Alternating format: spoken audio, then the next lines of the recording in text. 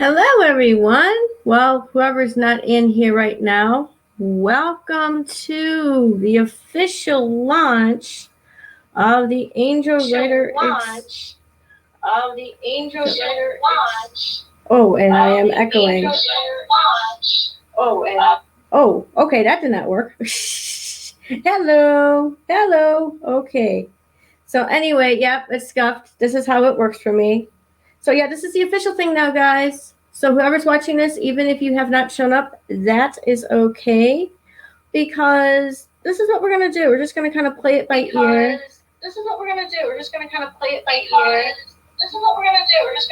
Oh, and I'm echoing because I'm also on my app and I haven't figured out what to do there. Okay, that didn't work out. Okay. Well, anyway. Okay.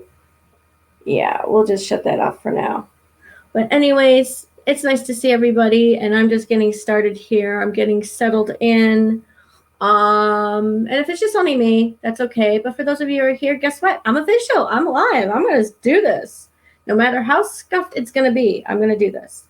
So I am playing some music right now, and I will hide, and I think I will wait to see if anybody shows up, and then maybe we can go from there. Who knows, right?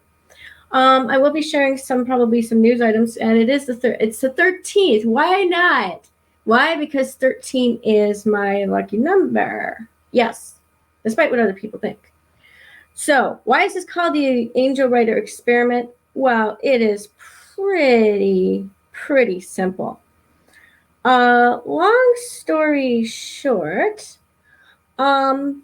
basically, it is the Angelwriter experiment because life is an experiment. And because that's what I'm going to do. I may do small streams, one-on-one streams, whatever kind of streams. Probably this is not the best time because there's other people that I follow who are on too. But so what? We'll be doing stuff.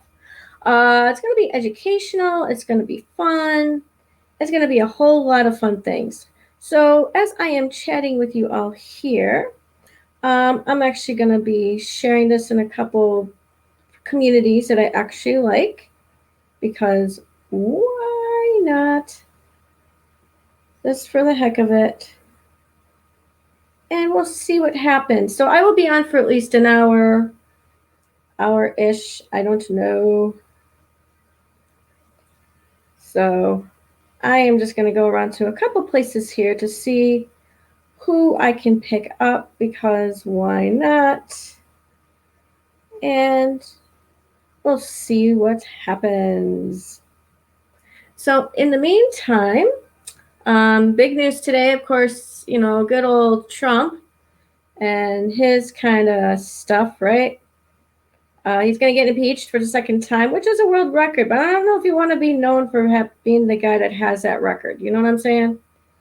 So that's, par for the course. So I'm going to go into a couple of my favorite communities and promote myself. And let's see who I can grab here. Because that's like the worst part, is the self-promotion, So I'll tell you what. I'm going to hide for a little bit as I'm doing all this stuff. You should get a chance to see me on cam. I'm not sure how it's going to work. Hey, there you go. I got my avatar. Perfect. So whoever comes in, I will be saying hello to you. In the meantime, enjoy the music.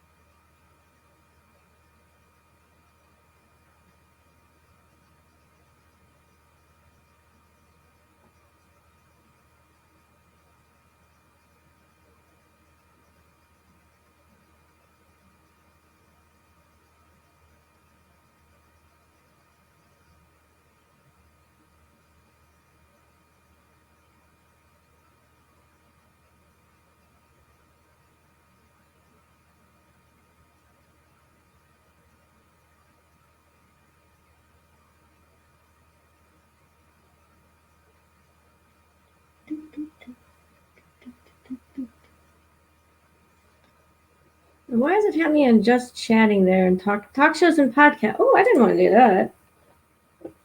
I'm going to switch that up. So yes, everyone, I am doing some stuff here.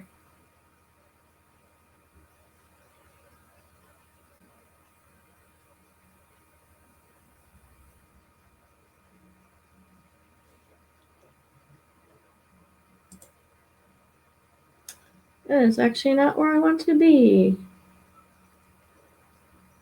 Let me see if I can go into politics.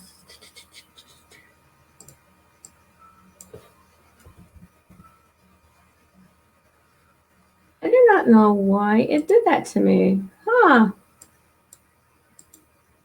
You know what's funny? When I do these things, it moves. There we go. That should be better. Could probably turn this down in case people can't hear me. So anyways, yes, as I am doing all my other stuff here, I have to time this. I really have to time this. You know what I mean? I really do. Oh, in some places I can't go and do my stuff. Oh, that's a bugger. But that's okay. I think I got a good amount for now. Or do that. I don't know. People might come in, people might not. But what the hey, right? What the hey?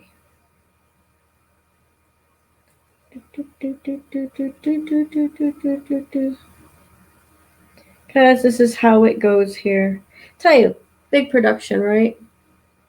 So I'm just going to get this warmed up, get music playing, and all that other fun stuff. Selfies.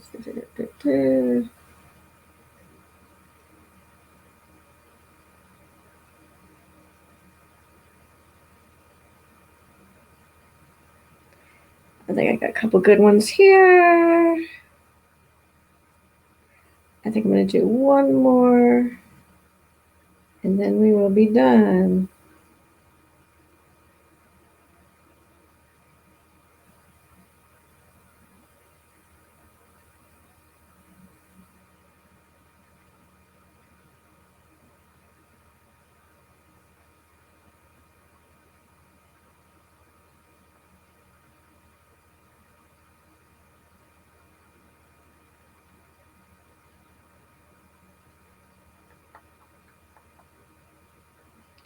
I think that'll be good enough. Okay, there's some places I can't, but I got the majority anyway. Alrighty. Very, very good. So let's see how this is going to happen today. Yay, and I just got one in view, and it's probably a little old me, but who cares? Okie dokie, but I do know everything is stable, so hey, there you go. Now it's official. I'm a little bit late, but that's part of the experiment, is you are a little bit scuffed and things go a little bit goofy. Alrighty, so yes, I am the Angel Writer, and yes, welcome.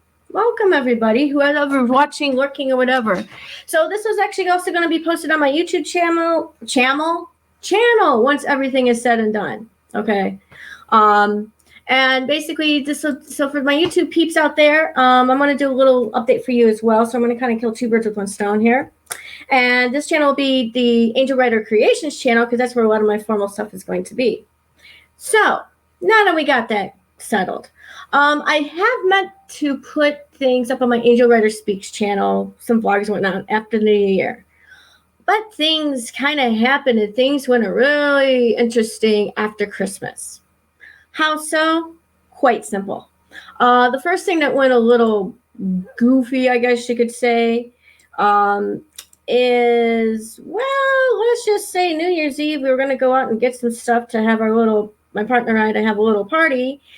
And let's just say that, well, suffice it to say, we almost got into an accident. So we're getting out of this one corner gas station that's the busiest, which I totally hate. Here comes this other car, and they almost kind of crash into each other. Yeah, not fun. Not a really... It was just a cluster, okay? Just saying. So that didn't work out too well, right? Right. Okay. So luckily nobody was hurt, and luckily it was just a scuff, but it spooked us. And for some reason, I don't know if it was in your guys' case, but for some reason, there were a lot of other people out and about. And it was just like a swarm of people like, okay, this is the last day of 2020. We're just going to go all balls out. That's what happened. Okay. So luckily to get home safely, had a nice little New Year's connection with my parents on Facebook, the Facebook app, on the Facebook Lite or whatever, which I think is absolutely awesome. And I got my mom hooked, which I'm happy about that, right? So did that. And then the second thing that we ended up doing was next day we were supposed to go out, but then we had a snowstorm. And just for safety wise, we just decided, let's screw it. Let's stay at home. And so a week later, went to see my parents, picked up some awesome pork and sauerkraut, which is a very German tradition to eat for luck and money. And, that's that. Last week, of course, was the sucky time. Last week, of course, was when the Capitol got stormed. Now, I found out about that when I was I woke up from a nap, and I was chatting with my mom on Facebook. And she's on our little messenger thingy. And she said, yeah, guess what? The Capitol got hit. And I'm like, what? And so the first thing I do is I go to Twitter because I like to get headlines. I follow a lot of news sources there because I have to do it for other things. And when I went to see that, I saw the headlines. And then every political streamer that I follow, almost all of them basically were talking about it from their perspective. So I was kind of surfing around and surfing through. And we were all in that same, what the hell just happened mode here? And it was mind-boggling, to say the least. It was mind-numbing. Now, granted, I always have thought protests were interesting. I've seen them live and in person, being in Korea, just being right at the top of the 16th floor and watching them kind of corral and all that stuff. So I've always found them fascinating. Studying about them is fascinating. And I think protests have their place. But in this instance, not so much. So that's when I decided, and I went, screw it. I'm gonna, screw it. I'm gonna do what I need to do. And, I don't know what I'm talking about. See, I don't have anybody to talk to except people who might be watching or something, or if there's any lurkers. This is weird. I usually have one or two people show up, but this is, I got to get noticed, right? Well, I'm doing this for YouTube people too. So, double audience. So somebody's going to watch this and go, hey. So if you are watching on YouTube or you're watching here, share this around. Let people know that I'm official. I'm getting this started. I'm getting going on this. Problem is that, it's hard to get noticed. Twitch is a different animal, suffice it to say. But we'll get to that in a bit. Anyway, so after the whole January 6th thing happened, I have to tell you, I was stunned, I was shocked, and I was saddened. Now, that Saturday, I was on with my friends over at The Breakfast Club, which is youtube.com/The Breakfast Club, all one, no space. And we spent 7 hours talking about this, and it is up there. If you can find it, I will actually post this somewhere. I should probably repost it on my Twitter because that's where you're going to see all the information as well as my Discord. And it was an interesting conversation. We covered all different facets, but our main focus was on January 6th. And it got heated. It got kind of spicy there for a while. So after that conversation, it's like, okay, I think I'm done with it for a while. And it's leading up to this week, which, I'm glad articles of impeachment have been enacted. I think they should. I think for every action, you have a consequence. And if you're not enacting on that consequence, I think something is definitely wrong. Because when you're not giving consequences to somebody who's done something pretty bad, irregardless of how it is, what's going to happen is that's going to inspire other people. And I actually said this on the show. It's going to inspire other people to go, you know what? If they're not going to get in trouble, then I can do what I want so I don't have to get in trouble. Because influence starts at the top. Leadership starts at the top. I don't care who the hell you are, okay? So if you're that leader who's going to get away with a lot, that's what's going to happen down the line. Other people are going to get away with a lot. I don't care who you are, right? Okay. So we got that settled. Okay. Now, going on to what I think is going to happen between now and Inauguration Day. First of all, I can't wait until Inauguration Day. Just like everyone else, I'm anxious. I think my sleep cycle has gotten screwed up, not only weather-wise because I'm super sensitive, but just because of the overall, we just want this done. We don't want any more crap. A lot of people are afraid of the what's to come and the what's to crap, right? Be careful, though, because there's an old guru that I like to watch named Dr. Wayne Dyer who says, be careful what you wish for or it might come true. Even if there's something you don't want, that might also come true. So be very, very careful of that thinking. Just an FYI as to somebody who's been there, done that. Right. All right. Now, I'm hoping nothing bad's going to happen. I know there's been talk about the 17th. I'm hoping and praying nothing's going to happen there because, quite frankly, I don't want anything bad to happen. I just want the smooth transition. I don't want this to be like a late 60s, 1970s thing, which it is. And it's really freaky to think that, wait a minute, we have seen this in other countries and then we go, what the hell? Now it's happening in our own backyard and we're going, what the hell? Because we never thought it would happen in our own backyard. This is what happens when you don't look at history. This is what happens when you don't study history. And so having said that now, let me do a little transition.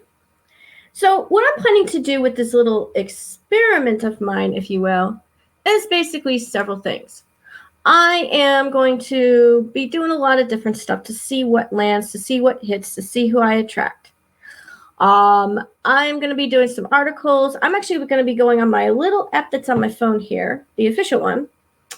And I'm going to be doing like some creative stuff. Making things, crafts. I got a jigsaw puzzle for Christmas, so I'll be working on that. As a matter of fact, I saw a streamer that did that, and I thought that was the coolest thing ever. So there you go, right?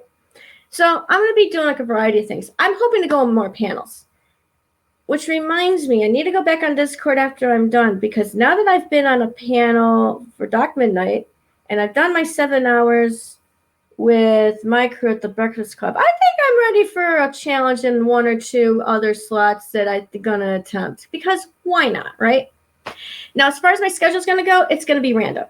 I'm hoping to do evenings. I'm hoping to do when it's free.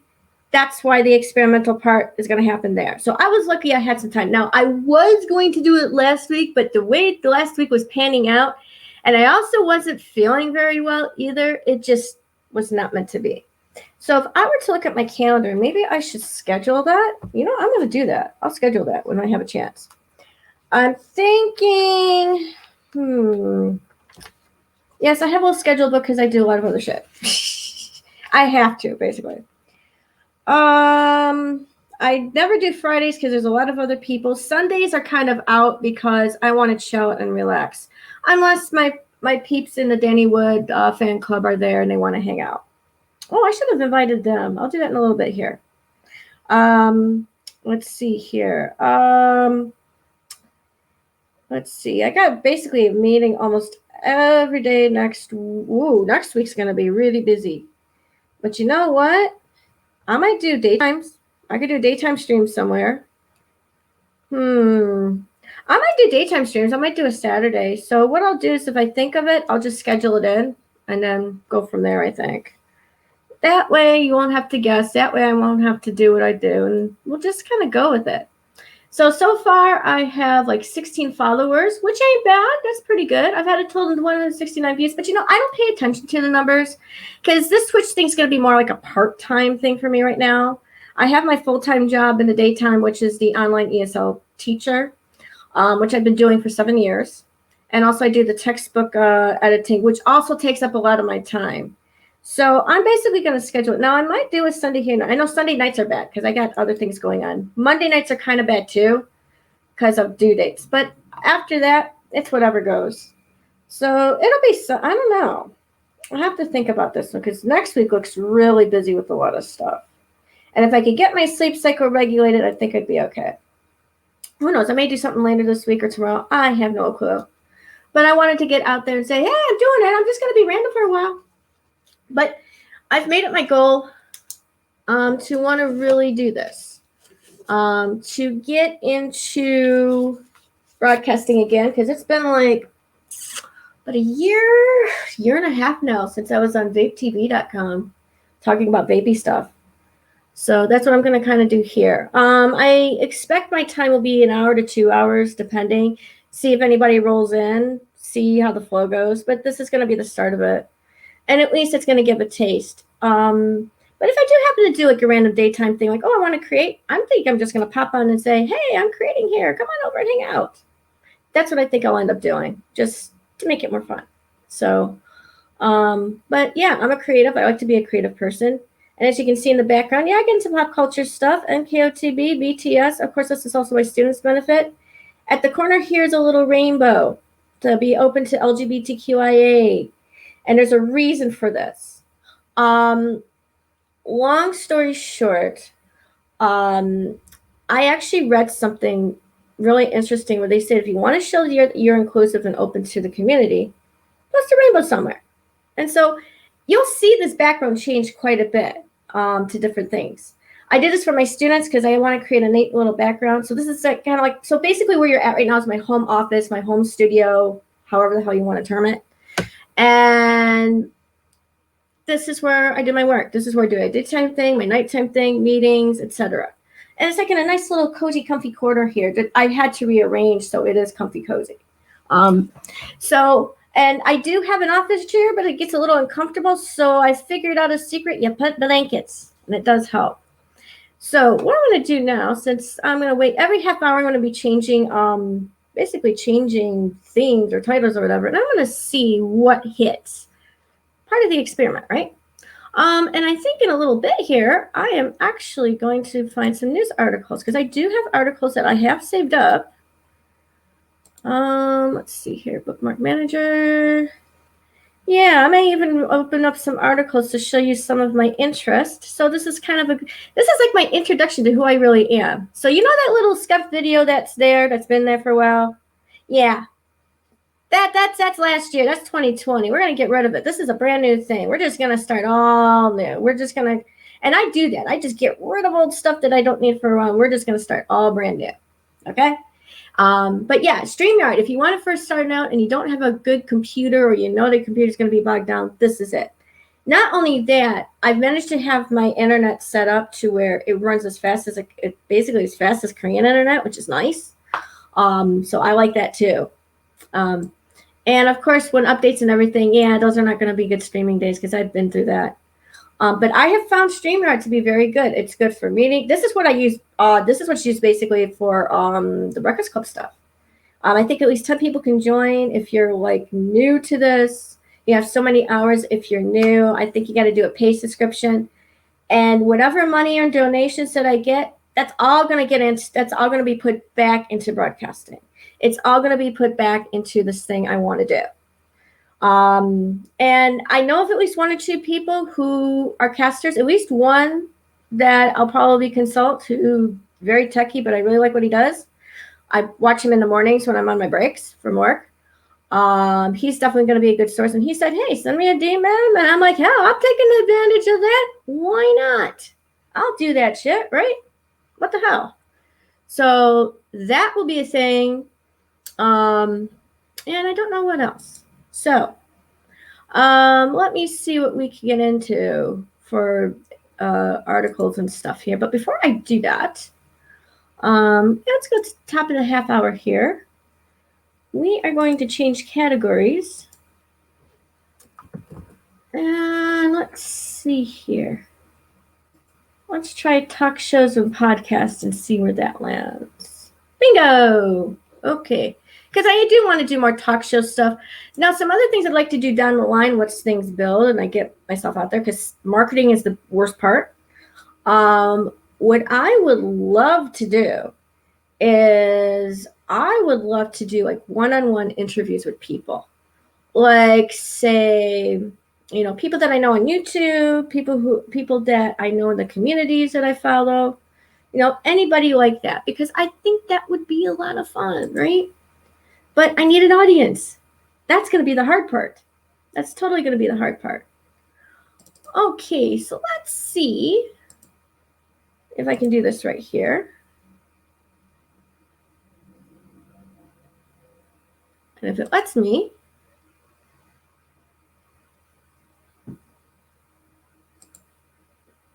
oh, it's not letting me today. Oh, it's being that goofy today, huh? Let's see. Let me try something.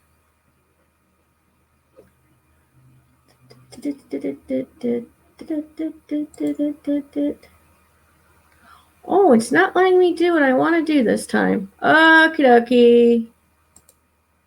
Oh, I thought I'd be able to share stuff here. Scuff time. Let's see. Okay, we're just going to have to go this way. And luckily, everything's still going well, so I don't have to worry about that. Cool. Okay. Okie dokie. So it's not going to let me go into what I really want to do.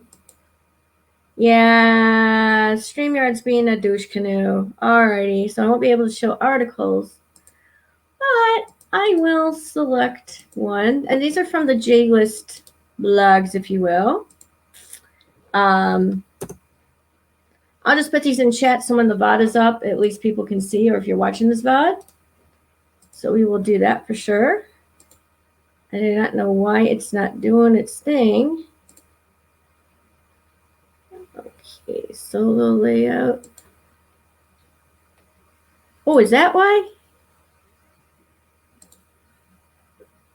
No, it's not doing that one. Yeah, for some reason it's being goofy. All right, I wonder.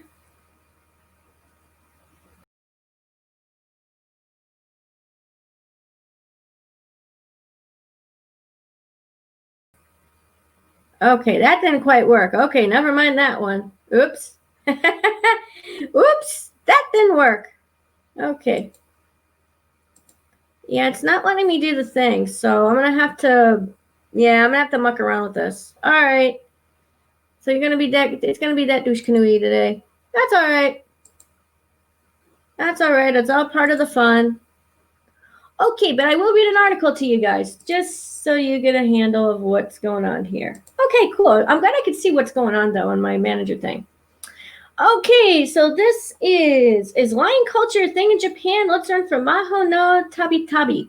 Now, the reason why I'm choosing this article is because I do have a background in Japanese studies. That's my bachelor's degree. I have a master's degree in Korean studies. So I do want to cover a lot of things related to Korean culture, Korean Peninsula politics, because that's one of the things I'm into.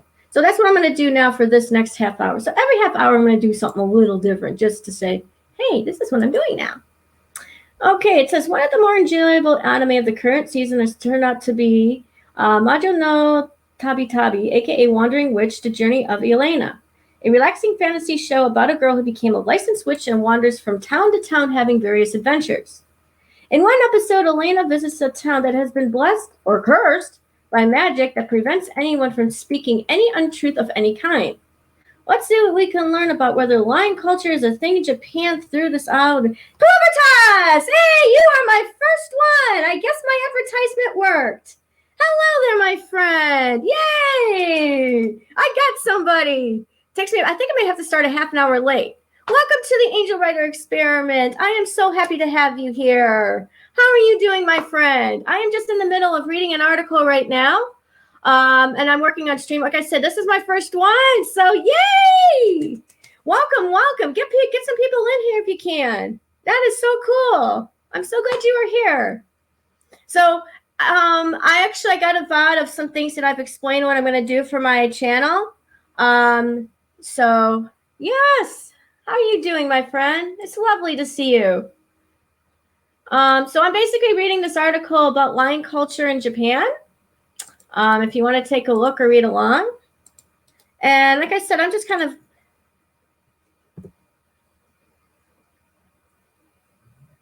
Of course I follow this channel.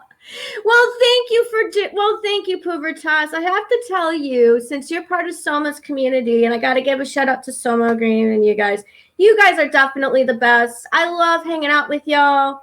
I love just chilling there. You guys are just so nice to me. And, I'm hoping once I get things going, I can give back. Yes, this is awesome.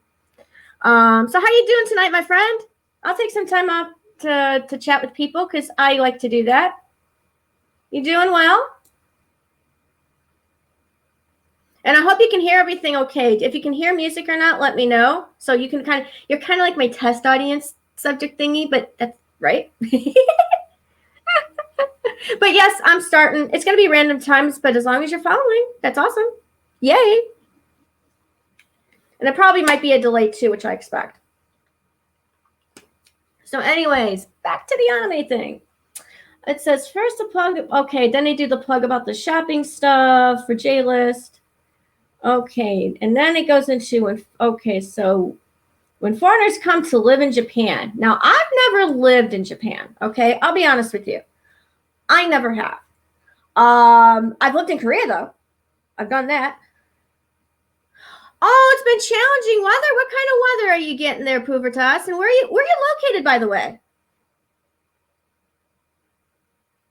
Okay, understood. Hey, I'm glad. Well, one of the things I want to do for my channel is I'm just going to make it in Finland. Okay, cool. So what's it been like? Wintry weather, cold? What you got? Because here in Michigan, we're kind of like, it's getting mild, and then we're going to get snow and then go down, but we haven't gotten the nasty winters like they've gotten like in South Korea or probably where you are. That's for sure. So I'm going to move back to this. So, all right. So anyway, foreigners living in Japan. And Pubertas, jump in with any comments as we go through, because that'll definitely add to it. Let's see. It says, I came to Japan in 1991 for a year or two and ended up staying for nearly 30 years so far. While I've had an almost universally positive experience here, I'm conscious that my situation is extremely unique. While I came to Japan after studying the language for 4 years at university and was fortunate enough to find a wonderful woman to marry who lives in an actual liquor store, then have the internet happen just in time for me to discover my dream job blogging about Japan and anime hentai culture. Not everyone will be this lucky. Oh, if only I could be that lucky. I mean, seriously, I wish I was able to do that. Now, I have done blogging and writing before, but here's the silly part. Let's just say that it's tough right now. It's gotten a little bit more cutthroat, and the managers that are around, I'll turn this down a little bit. The managers that are managing things are not doing a good job. What? 11 times? Holy shit. 11th time stuck today?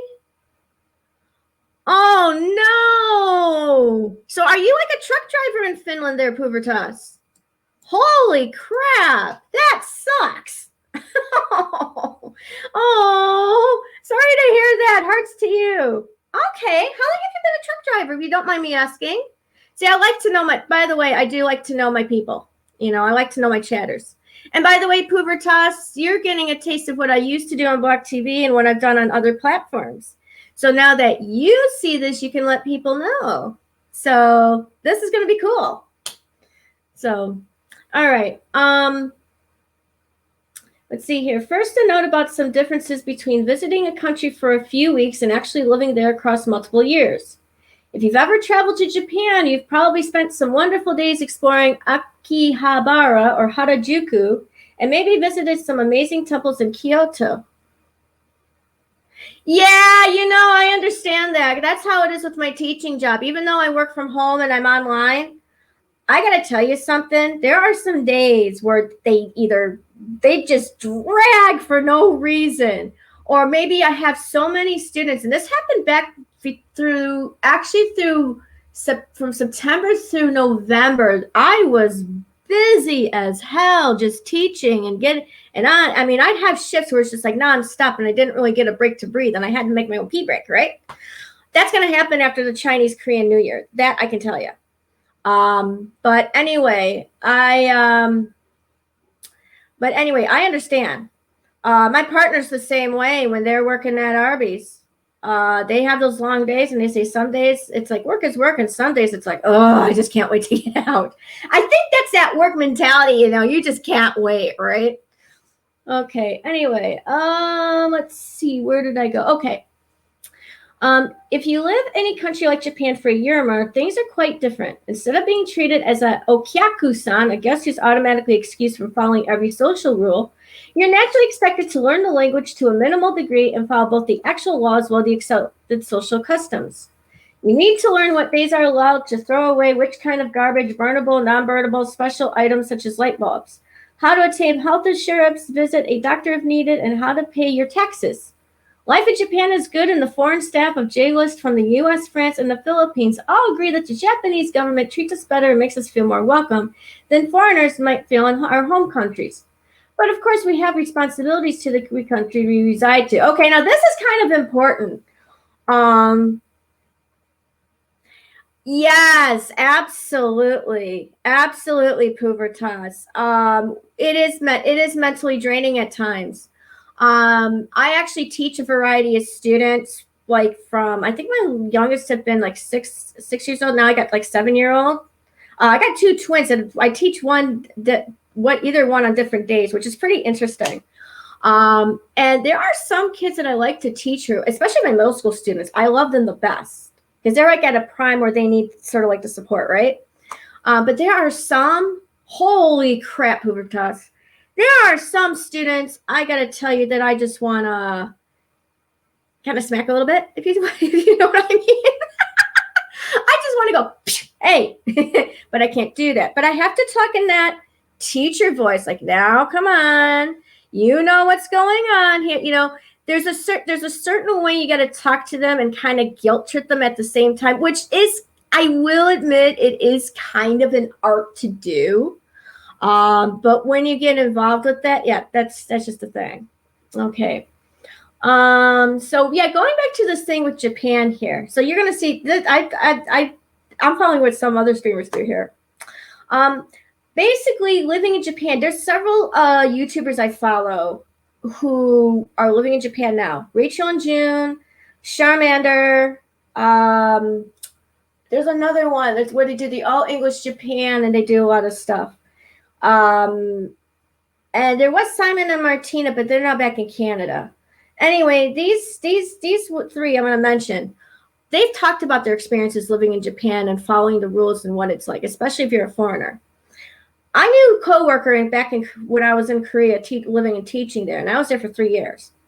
And he said the biggest difference between living in Japan and living in Korea was, in Japan, they're nice to you at first, but then once they get to know you, not so much. They become colder. Where he said Korea's like the total opposite, which it is true. Once they get to know you, you're fine. When they don't know you, you're invisible. So you get pushed and shoved without saying excuse me, and that's a culture shock in and of itself. So that's why he spent longer time in Korea than he did in Japan. I think he said like it was, I want to say 4 or 5 years in Japan and maybe 7 or 8 years until he had to go back to take care of his dad. But yeah, working as an ESL teacher, it's a good job. It's a good lucrative job. Online is huge right now, but mostly it's students in China and Korea. Now I'm teaching students in South Korea, and where I'm teaching through, it's nice because it's nice and structured. If you go through some companies based in China, and you'll see a lot of YouTubes on like VipKid and all these other stuff, and which I've looked into, you get paid a decent amount and you can set your own schedule, but sometimes you're not guaranteed. I know of one that I looked into that I was going to interview until I went to the Facebook page, and they were basically complaining about the rating system. Okay. So you're basically kind of expected to follow certain things. And if you don't do 1 or 2 things correctly, you're going to get an automatically low grade no matter what, even if the internet is screwed up without your fault, which I think is bullshit. Okay. And that's not the stress you need, really. I mean, as a teacher, I mean, I know when I first started teaching, tangents, this is what I do. I know when I started out as an English teacher for this company, yeah, I took it very seriously because where I worked in Korea, they kind of expected you to. But I've learned to develop my own vibe, my own groove. Oh, thank you, Pubertas. I'm glad you made it. Thank you, thank you, thank you, thank you. And if you're on Twitter and you see my tweet up there, if you follow me on Twitter, definitely retweet. I'm actually going to be switching. Well, I don't know. I think the talk show and podcast is working. Now, do you think I should change to another category just to see what I hit? Because I'm going to be doing that, and I'll be on here maybe for like another hour or so. I'm just starting out right now, and if I get more people in, then I'll be longer. That's just how it works. I used to do this on Block TV, so this is like advanced Block TV for me. But anyway, yeah, where I used to work in Korea, yeah, you were expected to do a lot of stuff.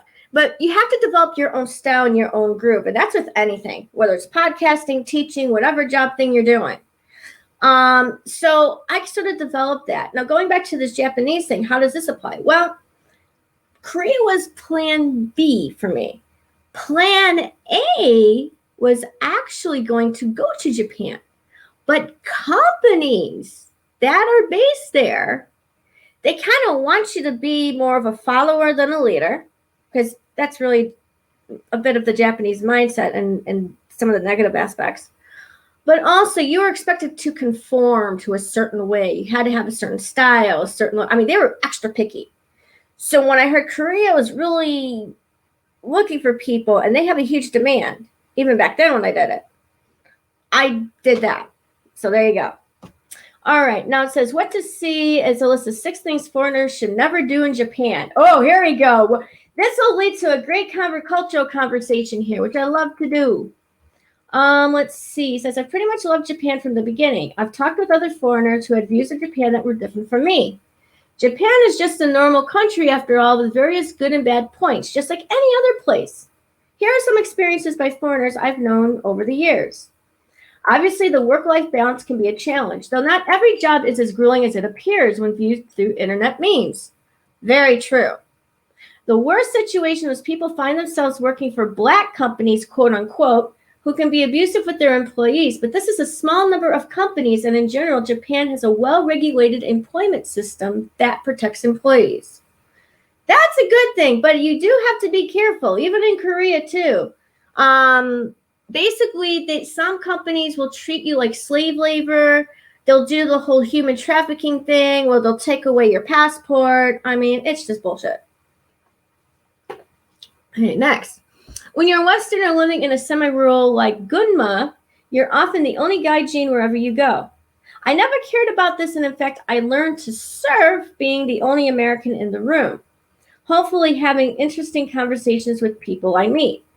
But I had a friend who described living in a country where children might stare at the only Westerner they've seen as living in a fishbowl. He eventually returned home with his Japanese wife. Now, I've been through this too. This is especially true when you go to the countryside, and especially in Asian countries. Now, for me, I really didn't have a problem with it because I knew I was the one sticking out, and I frankly didn't care. And that's just my way anyway. I like to stick out. I don't like to follow the crowd. I like to do my own thing because that's just me. That's why I'm considered weird. And yeah, you do feel like you're in a fishbowl at times, especially if you're teaching and they're monitoring you. That's true, but that's a company thing you have to conform to. But sometimes it's not a bad thing being the only Westerner in a group of non-Westerners or in that home country, because you really get to be absorbed in that culture, and if you have the language skills, which I think you should, even a small basic survival amount, to help you get through. Because you know what's going to happen. Number one, they'll be surprised that you even know. But number two, you are going to learn a lot. You may have people who are so impressed, they'll say, and that are so impressed that you put the effort in, that they may want to get to know you. They maybe want to teach you some more. I think the best bridge in this situation too pop culture, especially things that are popular now, popular internationally, or maybe things that you know about of that country. So one of the things I got into, of course, is the music, K-pop. I still am. Why? I like listening to it. Although if you go into some of the lyrics, and I should do this for a show, some of them, it's like a happy song, but really depressing lyrics or heartbreak lyrics. German music's like that too, but even more emo and more nastier. So anyway, that's a great grab to bridge, pop culture. Because this way it sets the tone to see, and not only that, you will surprise people. Anytime I've talked to students, any of my students, wherever, about Korean pop culture, about K-pop and what I know, their eyes light up like, oh, really? How do you know about this? And I'm like, that's just what I know. Basically, that's it. Okay, one new arrival to Japan told me that everything was about death. I think she was over extrapolating a few traditions. Don't pass food chopsticks to chopsticks. Don't stick chopsticks up in rice. Don't sleep with your head pointing north, which are associated with Buddhist funerals. But it's true that there are a lot of aspects of daily life in Japan that might appear that way from the outside. That's actually based in Chinese culture, because in Chinese culture, they kind of do the same thing, and they kind of believe the same things. They will say stuff like, yeah, they will say things like, not the head to the bed, because that's going to invite death. That's one of them. They may say things like, let's keep it on talk shows because that's good.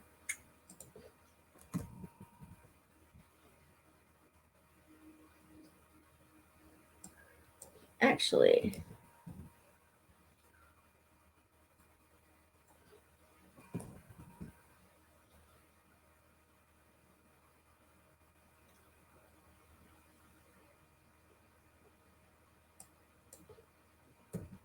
hold on for a moment. I'm going to take a little break here.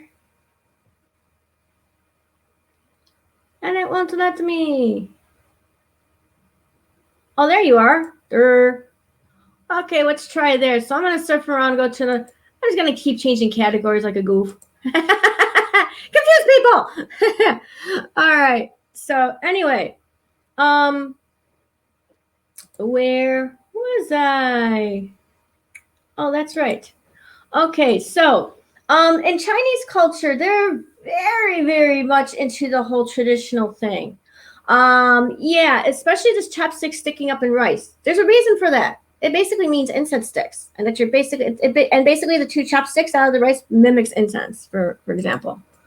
Let's see.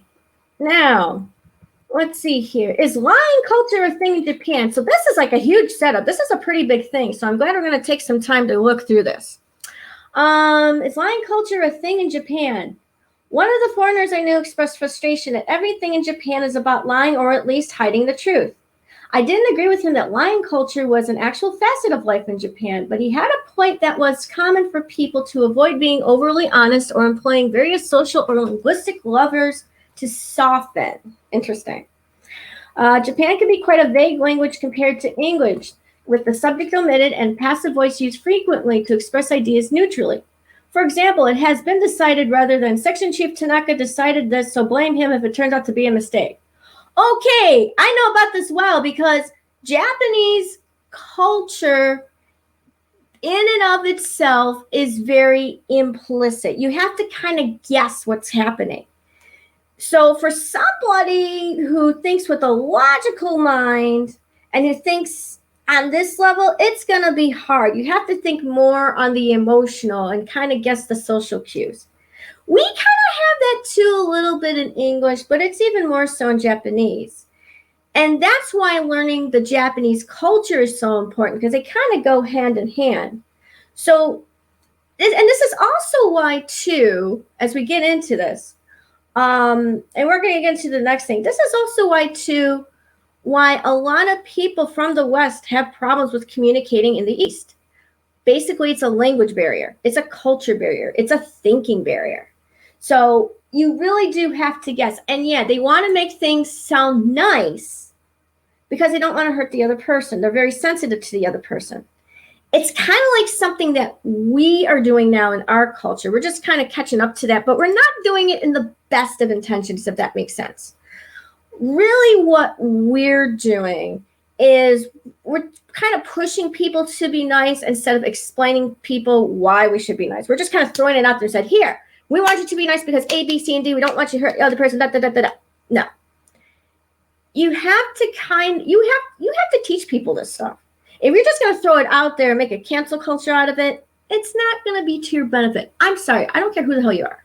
Okay. This has always been part of the culture of sounding nice. Now, in my thinking, there's a couple aspects of sounding nice. If you are in a professional setting or an educational setting or a setting where you have to present a certain way to be prim and proper, yes, then you have to do that. Then you have to do the passive voice and to sound that way because it makes you look good. It gives you a good face. However, if it doesn't require it, why even bother? Why do that? If it's one of those things where it's like you don't need to sugarcoat it and you're not lying through your teeth, yeah, then by all means say it. Call the spade a spade. But you have to know your audience. A lot of people, when they're in debates or when they're chatting, do not know their audience. I don't care who the hell you're talking about.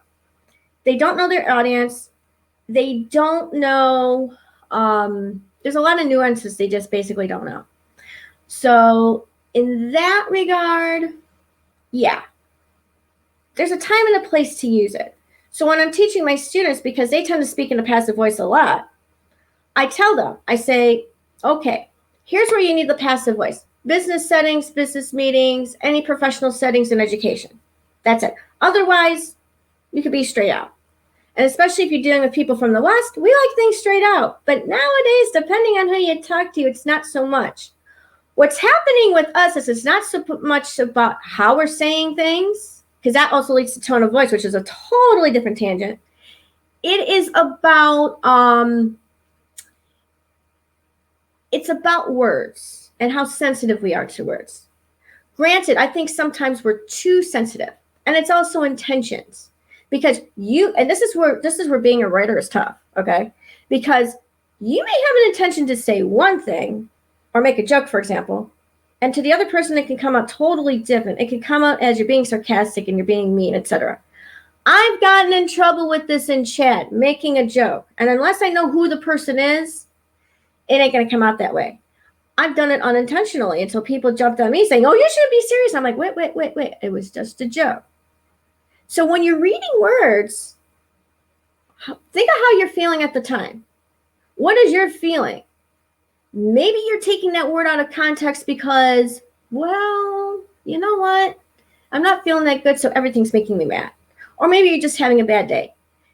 That's when you take a deep breath, put your phone down, step away from Twitter and Facebook for a minute, do a little walk, do something, get something to eat, then come back and go at it again. That would be my suggestion anyway. Okay. Let's see here. Next point. There are many soft ways to express negativity in Japanese. One example is choto, which basically means a little bit, but depending on the context, it could easily stand in for a much more complex idea like, I really dislike the meal that you cooked for me, but I'm polite enough not to say it so directly. Or that guy gives me the creeps. Let's avoid him. Foreigners often take years to learn the nuances of these soft Japanese expressions. But we kind of do that anyway here too, if you think about it. Like we have some expressions where we don't want to sound straight to the point thing. Sometimes we want to find a nice way to say it too. But I don't think we're as crafty or artistic with it as they are in Japan, to be honest with you.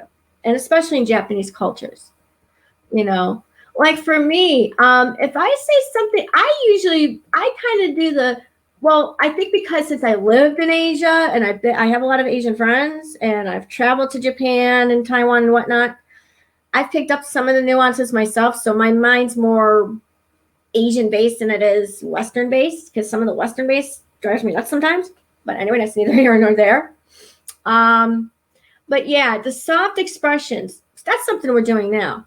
But some people equate soft to being feminine. It's not so much feminine. It's just to be the polite, I don't want to hurt you thing. And that's really what a lot of the Japanese speaking is about. It's not about how do I feel. It's how are you feeling? How can I help you? How can I not hurt you, if you will?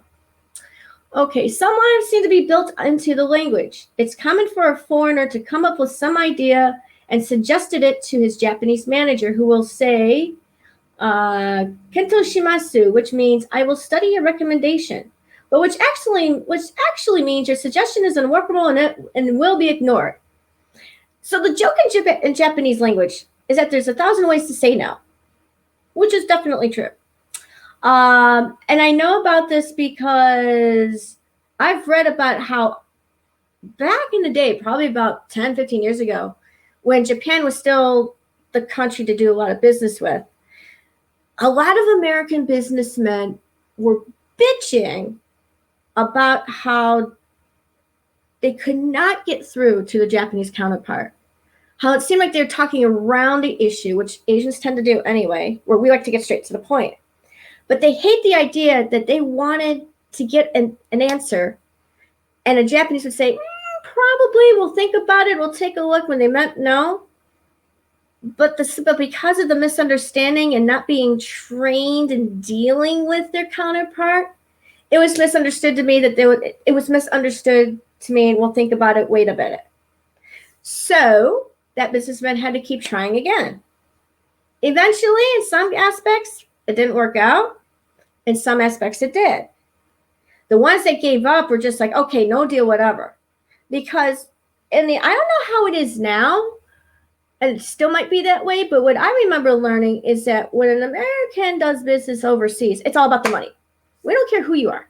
We just want the money. We just want the deal now, and then we're done. That's not so much in Asian culture, and especially in Korean culture. They want to know who you are first, because that way that gives them a chance to see who you are. It gives them a chance to see if they trust you or not. So if you follow those aspects, that gives you right there, that gives you an idea of where their mindset is, right? So once you learn about that, once you learn about the drinking culture and about how someone wants to make sure they can trust you and get to know you before they work with you, which I think is a great idea and a great ethic, because I got to tell you, I would rather work with somebody that I know where they're coming from than not know, and then they get screwed over later. Because I have fallen into that trap one too many times. I also like the idea that you're building the camaraderie. You're building that friendship. You're building that team. And I think it's something, if we're not doing it enough now, we should do more of. And I am starting to see that. I really am. And I think it's nice to see that. So it's great group, it's that whole group thing, but you're doing it where once you have that camaraderie, once you have that chemistry, then all is good. And I guarantee you, if somebody realizes they don't trust you, you ain't going to get the business deal. Okay, Japan has a population that's 40% of the U.S. crammed into an area the size of Montana, leading to a population density of 340 people per square kilometer, the 11th highest in the world. In a country where people are close in proximity to each other, it's normal that different social and linguistic mechanisms might exist to avoid hurting feelings. See, I don't know if it's related to that or the fact that, I don't know. I don't know if it's related. I don't think it's about closeness. I think it's more of you just want to be polite and don't want to hurt other people. Okay, now this next part is something that I remember studying in Japan in my bachelor's, and so this is kind of like a review thing for me. And it's something that we don't have in our culture, but they do. And this is about tatemae and hone. One concept you learn pretty quickly in Japan is tatemae and hone. Just something about languages. Oh, really? Okay, so Pubertas, what language? What do you mean by what about? What do you mean by that? So what languages do you like to learn, and what about languages do you like? Because languages are interesting. As a matter of fact, speaking of that, nice little segue before we go into the next culture thing. I have a couple Korean books I have yet to go through that I'm just kind of reviewing. I haven't had a chance to, but I'm doing like a self study. Oh no! You know what, Pubertas? My partner, and you might have seen him around RevXF. Sometimes they haven't been to so once in a while. They actually were practicing German through Twitch chat. I have found some Korean streamers, by the way. So every once in a while, I like to just go and listen in. I just wish I could type in Korean because that would be nice, but that's neither here nor there. Actually, Pubertas, I'll tell you what. Speaking from my English teacher mind coming into play here, as far as typing, you're actually doing pretty good at the level you're at. And since you've had practice and you've made it fun, I think you've done the best thing. Something I always encourage my students actually is I tell them, if there are, oh, you're welcome. See, I like to let people know that stuff, especially if and coming in from someone who is a language learner myself, I totally get this.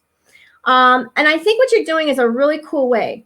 I remember when I was getting my undergrad, I took this Modern Asia course, and the professor there said, and this is where I got all my ideas about culture and stuff. He said, if you really want to get an insight on the culture and the language, look into the pop culture. Watch the movies, listen to the music, watch the dramas, which I was doing already, but I got confirmation. And I think interacting with Twitch is definitely another one, for sure. But going back to, I got a couple Korean books. One that I got at a secondhand, one that I got from my partner. I haven't gone back to the secondhand one because I've got other things going on, but I do intend to do that. And once I get done with those books, I actually ordered off of Amazon. I ordered a book on Polish. Now you're wondering why the hell Polish, right? Well, that's actually part of my ancestry, if you will. So my ancestry is basically Eastern Europe. Mostly it's German, but I have some Austrian. I have Ukrainian, which mostly comes from my mom's side. And also I have like the Swiss German, so kind of on that, the Swiss German Austria kind of border area there. And I believe we're supposed to have like some Polish Jewish in there, but on my mom's side, but we're not really sure. I think it might be like a Hungarian Jewish thing after I look, but I want to get more into that. But there's always been an argument, and there's kind of the skeleton in the closet. You know what I mean? Oh shit! You use Swedish and Russian. Wow. So what? So how many languages do you know, Pubertas? That's interesting. That is very interesting. I think I'm going to go education because we're going educational here. Doo-doo.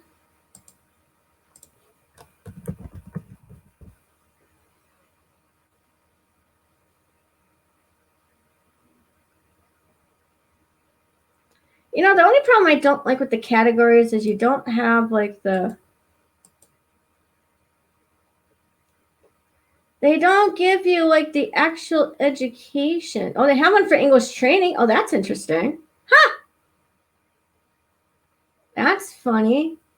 But they don't have an education series. But they don't have like an education thing. Oh, that's funny.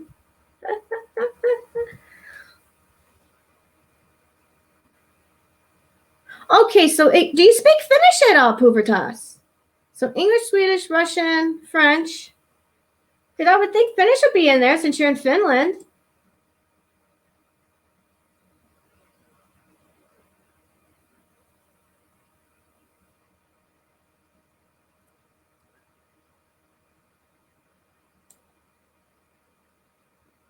Oh, it doesn't have education. They must have taken that category out.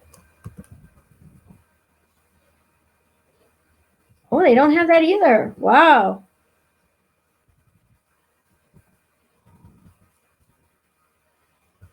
Learning?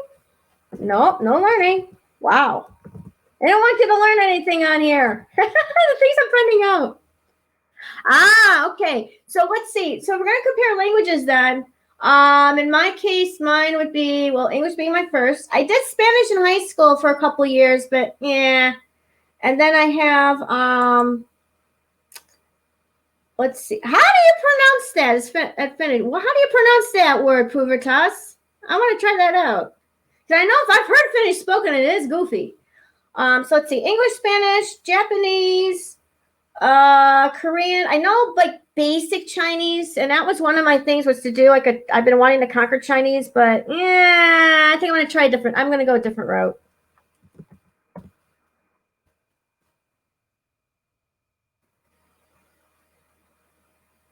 Oh, that's how bad it is, huh? Right? It's so gnarly that you actually have to hear it. I get it. I get it. I get it. I understand.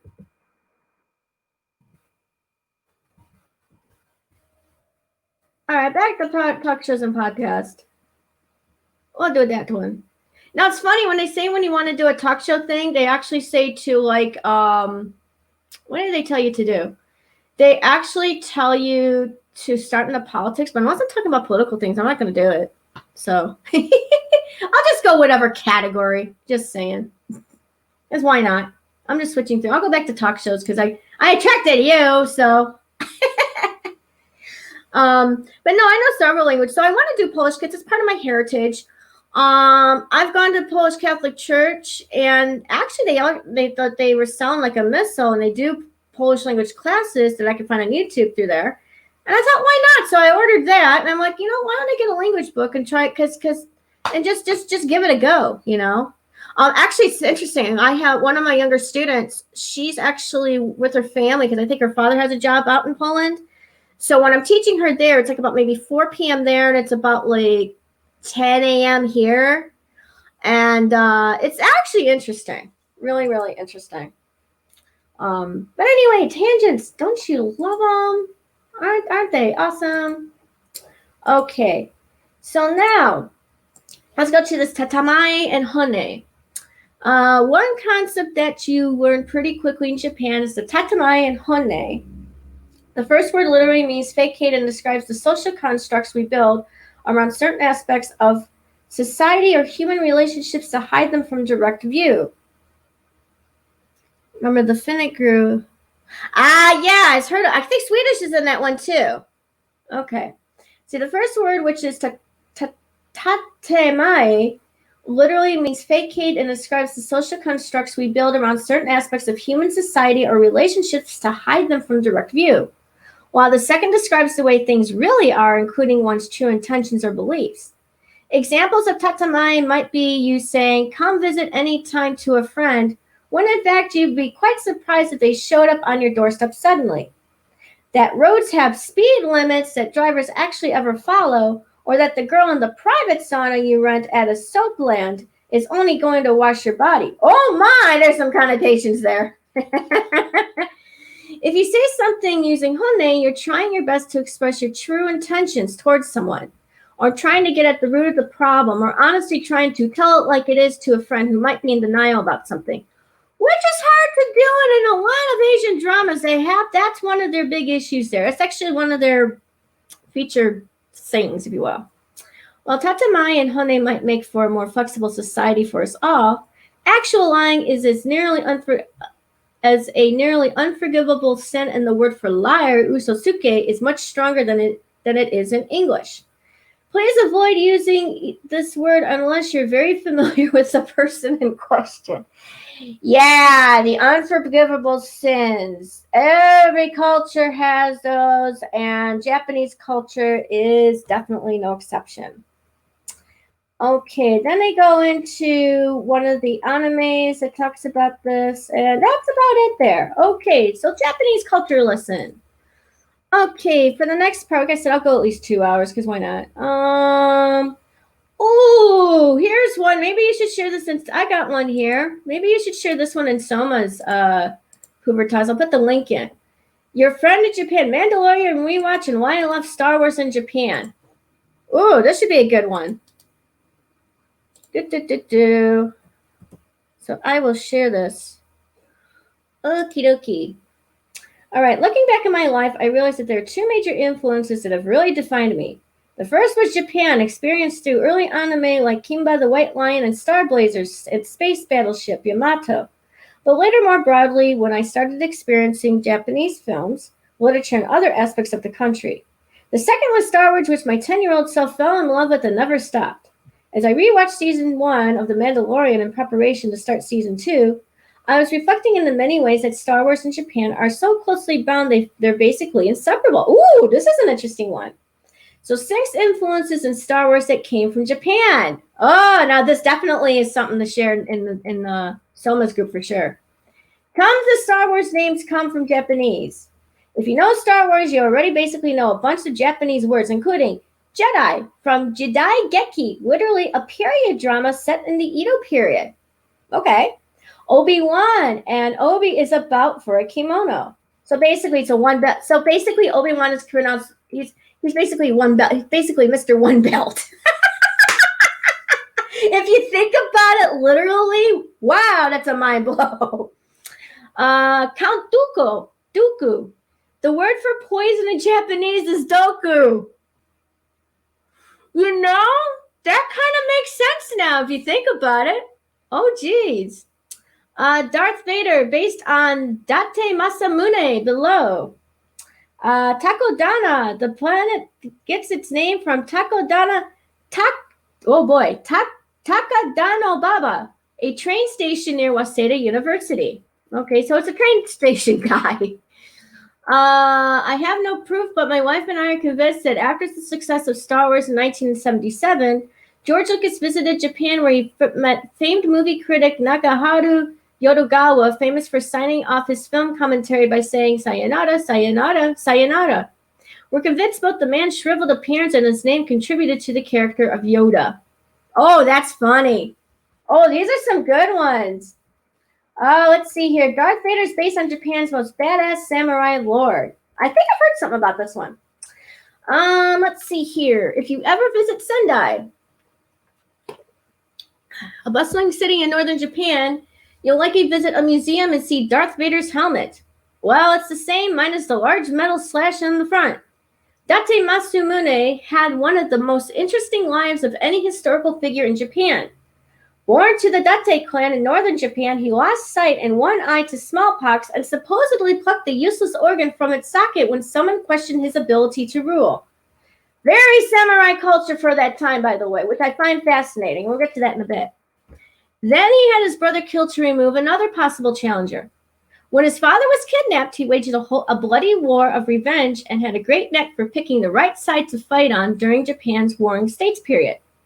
He was very open to Western ideas and built Japan's first ocean-going ship that sent a diplomatic mission to Mexico, Spain, and Rome. He was also a fan of exotic foods, and Sendai is famous as a gourmet city to this day as a result. No, the idea, here's the thing about samurai culture. I find it fascinating, but the other thing about Sendai, the other thing about the culture that I absolutely love is the fact of it's sort of a do or die mentality. Kind of like Zen, that's like Zen Buddhism too, that's one aspect I've always loved. And as far as that part of history, I love that too, because a lot of that samurai and geisha culture back then really has influenced Japan throughout history, especially in their business culture for sure. Okay, let's see here. Costumes inspired by Japan. If you wondered why Queen Amidala wears so many costumes in Star Wars Episode 1, it's basically a thing called Ito Naoshi, the tradition of a bride excusing herself at her wedding and re-emerging again and again, each time wearing a more extravagant kimono or Western-style wedding dress. The number of times a couple can afford to redress the bride is a show of how prosperous they expect their marriage to be. Now, I'm not sure if that's the same in Chinese culture, because they have a thing like that too, where if you dress, if you dress kind of like, you do the red wedding dress. For the woman, she does the red wedding dress, or they do the traditional, to do the traditional bow to the gods and all that. And then when they go to the party, they'll change into something different. I see this in Korean culture too. If they have a Western style wedding, they'll wear the white wedding dress. And then at the party, they'll change it to the hanbok and sometimes do a traditional thing. And then sometimes they may change for the honeymoon. So definitely, this is very, very ingrained in the culture. Okay, R2D2 and C3PO are based on Manzai comedy. Okay. One of the oldest forms of Japanese theater is No, which features on-stage performances with beautiful costumes and masks, but which can be slow and potentially sleep-inducing to the audience. Ulysses S. Grant visited Japan in 1879 and became a fan of the traditional No performances. Oh, no, I never knew that. Huh. Which caused them to experience a revival inside Japan. To alleviate any boredom, an intermission would feature two comedians who entertained the audience with witty back and forth called kyogen. This comedy evolved into modern manzai, featuring a slow-witted man to set up a joke, boke, and his partner who comedically butts in with sharp retorts, Tsukomi, which describes our favorite Star Wars droids perfectly, as well as many of the anime shows we enjoy today. Today, manzai is one of the most popular forms of entertainment, and many of Japan's most famous people, including Beat Takeshi, got their start there. And I know who Beat Takeshi is. He's a pretty out there performer. Okay, influence of Star Wars on anime creators. Now we're going to go the other way. Star Wars was immediately embraced by Japan, and Yoshiyuki Tomino cites the film as a big influence for his work, including the beam sabers and Mobile Suit Gundam. Shinya Yamashita brought his awesome character designs to Star Wars for some illustrations that were turned into figures a few years ago. Okay. Interesting stuff. All right. And that's some neat. That's some neat little stuff there. Sure, not a problem. Yeah, absolutely. Absolutely, you can post links in here. I have no issue with that at all. Let's put it this way, I'm not a link snob. I'm not a link snob, and I'm not one of those, or is it a link dictator, what they call it? Thank you, Poobertoss. I will definitely, I'll definitely go and save that. Put that on my little save list here. Learn, finish, and third. Hey, you know what? I'm definitely going to save this. I'll put this in my how-to section of my YouTube channel that I have. I need to redo my little stream elements thingy.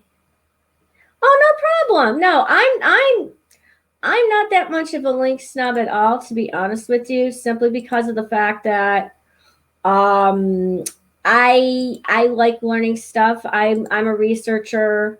I like to learn from other people. That's just my thing, really. No, I'm cool that way, you know. Once things get going, I will tell you, I'm pretty chill and laid back. I'm a conversationalist, and I want to get back into that. And to be honest with you, I've missed doing this shit. I really have. I have missed doing this like so much, and so that's why I'm glad. I'm just saying, screw it, I'm going to do it, and just whatever happens, happens. But I have several friends. Actually, Poobertoss, if you go to my main channel and you see the recommended, that's not because I do automatic hosting, and Soma's one of them, by the way. I have a couple there that are actually people I've known for a while online. One of them is Belgian Dan. He does a lot of Fortnite play. There's also Creaturist, if you like artistic stuff. Glenshaw has just been a new one. He's been out on other platforms for a long time. Oh, I understand, Poobertoss, and I appreciate that. A lot of people don't. They just kind of spam it in.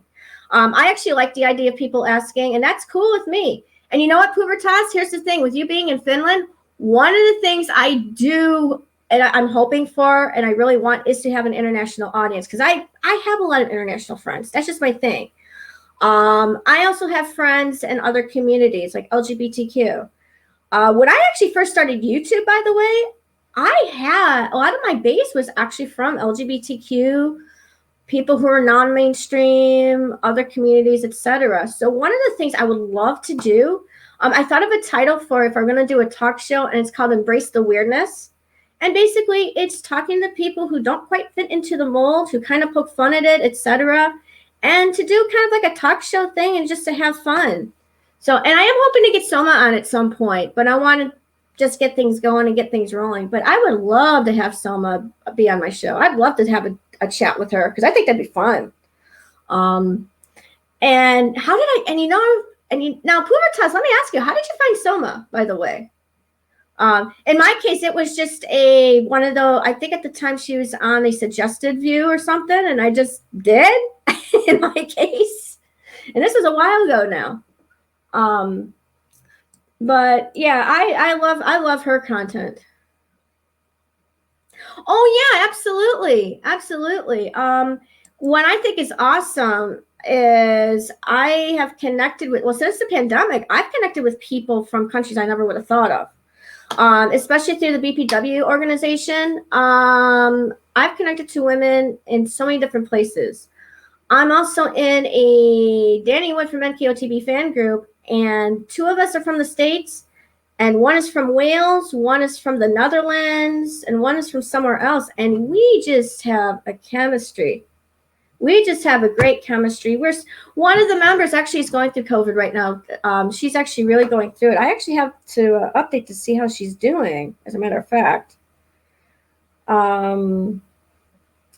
So she hasn't found anything.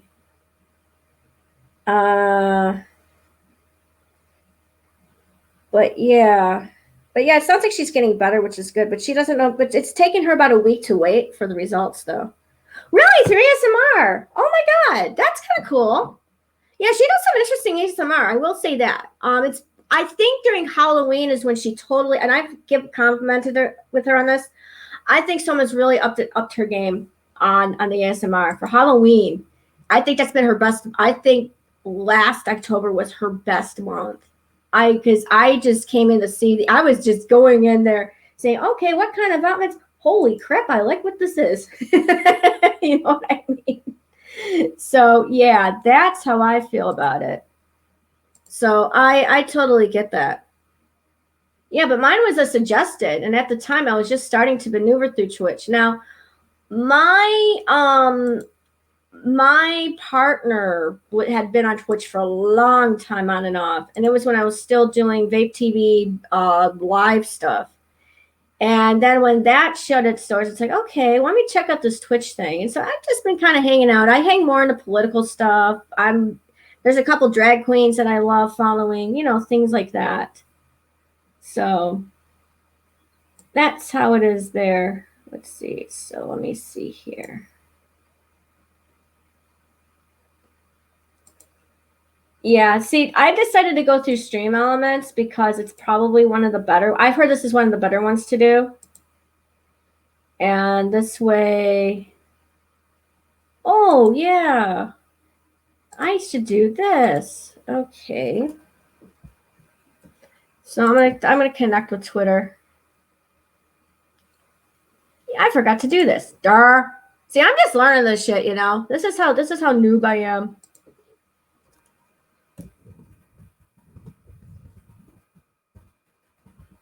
Yeah, I like Stream Elements because it actually is very easy to maneuver around. So anytime I go live, let's see. Facebook, no. That's a coming soon. Oh, Discord's coming soon. Instagram's coming soon. Okay. Okay, they're just doing Twitter right now, but they'll do the other one. If they could do Discord, that'd make it easier for me. That way I don't have to go bug people's channels. Facebook, no. Facebook is totally something else. So, bingo. Okay. Yeah, I was wondering about that because I wasn't quite sure there. Okay. Okie dokie. And I like it has some of the things that I have too. So this is awesome. Okay, I want to upload an image.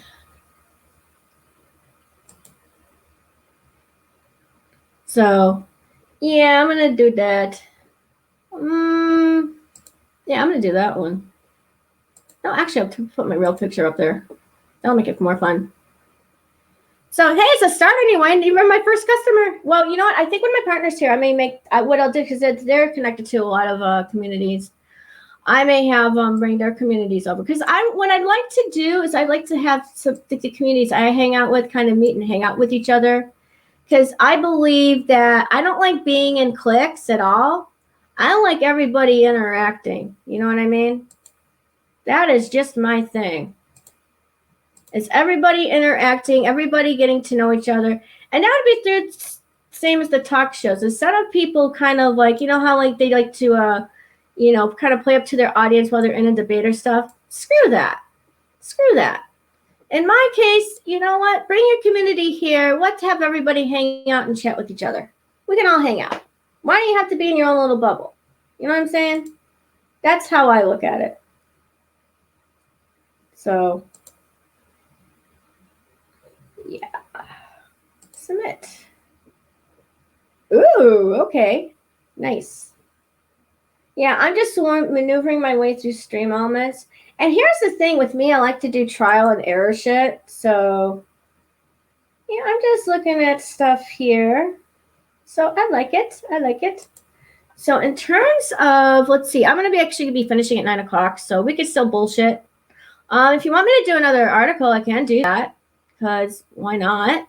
I will. I have a list. Let's see. Let's see here. What can I do for another one? We've done a couple culture things. Let's do something kind of different. I gotta find some more Korean stuff. I got Korean recipes, but then it'll make us hungry. Let's see. Oh, there's a lot of like self-help stuff. That's another thing I'd like to do too. Is really get into the self-help aspect of things. Oh, what it's like to work as a freelancer full. Oh, that's a good one. Okay. That's a good one. A lot of self-help stuff. I'm also into motivation and also giving advice. So if people have a question on something like that, that would be cool. The one thing I don't know how to do is to add the channel points. And I don't know if that's something after you become affiliate you can do. Because there actually are some channel point thingies I would love to do. Ooh, I want to write that down. So I have a list here. Yeah, channel point stuff. And I actually would love to do to redeem like storytelling or whatever. So I should write that down. So channel points before we get into this. Let's see here. So I would say 500 definitely. Let's say tell a story. That'd be a good one. If I had 1,000, see, I don't know how to program that yet. Let's see, 1,000 points. What would I do for 1,000 points? Stream of consciousness. This is the creative mind kicking in here. I would say 1,000 points. I would say sing a song. Let's see.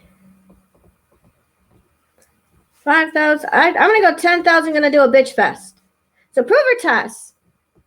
That is something you haven't heard me do yet. Is a bitch fest. And basically what that is I basically bitch about something. That could be any topic you want to choose or just something that's on my mind that I got to get off my chest. Because I wanted this to be a space where you can safely do that.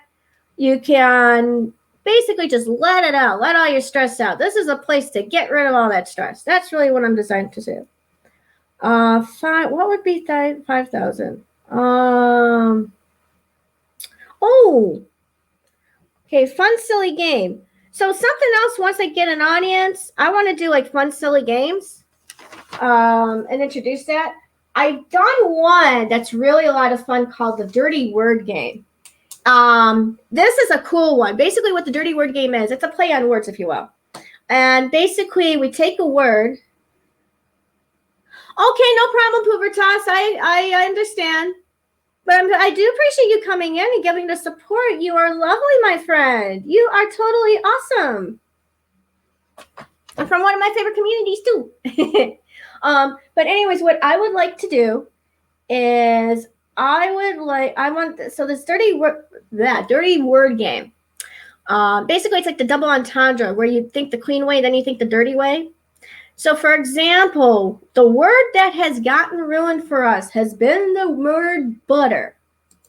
So if you're going to butter somebody up, well, guess what? You can make it even nastier and say, oh, yeah, you're just so buttered, aren't you? Or something like that. Oh, my God, I was with some friends, and boy, did we go on for a long time with that. So that might be a fun little incentive to do, because I do plan to play games. Now, as far as the games I would play, Probably I would do tabletop D&D type stuff or Pathfinder stuff. I want to find out how to play phone app games on stream because I think that would be kind of fun too. But it's all a matter of time, it really is. It really is all a matter of time. But those are some things that are kind of in the back of my mind right now to do. Okay. So, all right, what is actually like to work so even though I had one or two, that's fine. You all are going to see this and go, damn, I missed the show. So what I think I'll do is I will post when I'm thinking of doing a show and see if I can stick to it or if I have to change it. I think that's probably going to be the best way right now. I'll probably do it maybe like a couple days before just because. All right, so 8 people and what it's actually like to work as a freelancer full-time. The Texas, oh my God, the Texas, maybe. Okay, I'll put this in the chat. Yeah, I don't know about all this advertising stuff or whatever. I know someone I need to talk to once I get settled in and get maneuvering. Okay. As many industries struggle to recover in the 9th month, okay, this is back in 2020 somewhere. Recover in the COVID-19 pandemic, people are wondering perhaps even more so than usual, should I start freelancing? Good luck. Traditionally, the choice is often spurred by people's desire for freedom, creativity, and projects that speak to their interests. For many people at this particular moment in time, though, it's less of a choice than an obligation. Some workers have been forced into freelancing by the economic disaster that is COVID-19, during which people have increasingly taken contract work where they can find it. Freelancers are often eligible for unemployment assistance via the CARES Act until at least March per the new stimulus package. They may also be eligible for an extra $100 per week along with $300 added to typical weekly unemployment benefits. Okay, and that is true. Okay, this is from a Vice article, by the way. So 8 people about transitioning. Okay, Case Aaron, 30, Kansas City, Missouri, performer. Let's see, I worked as an office manager in a chiropractic office for a little over 5 years until I made a very dramatic move from healthcare to entertainment and writing in 2018. At my old job, my boss and I, you can tell I'm getting towards the end here. My boss and I butted heads over the routine nature of the role.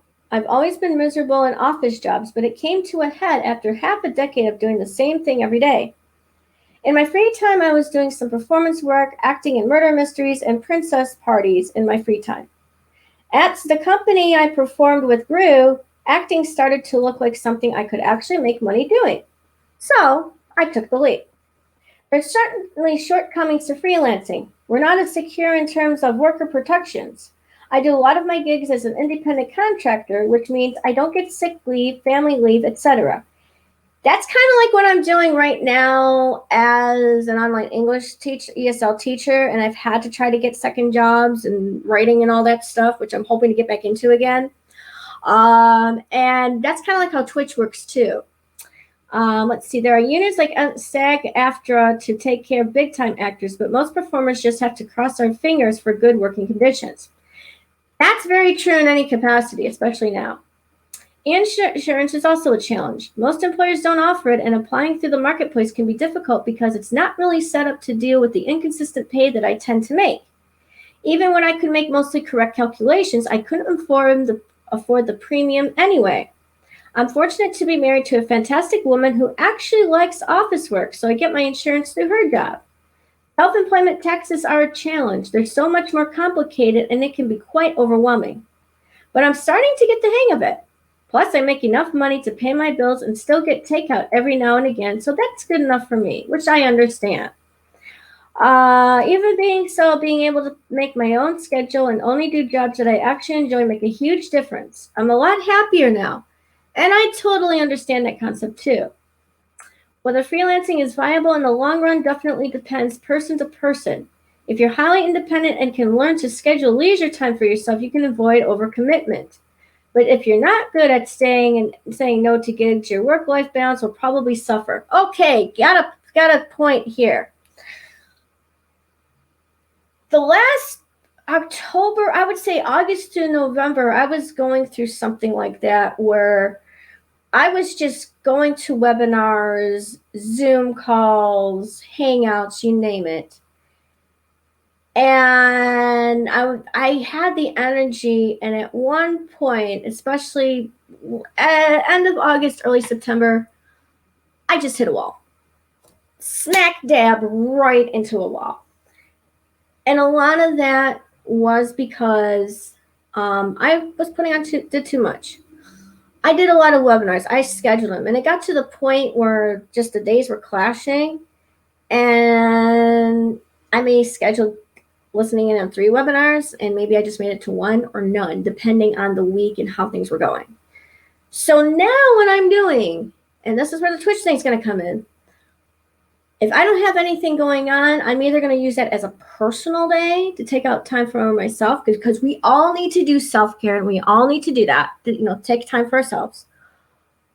Or the other thing is I may just pop on doing a Twitch stream, whether it's a daytime, nighttime, etc.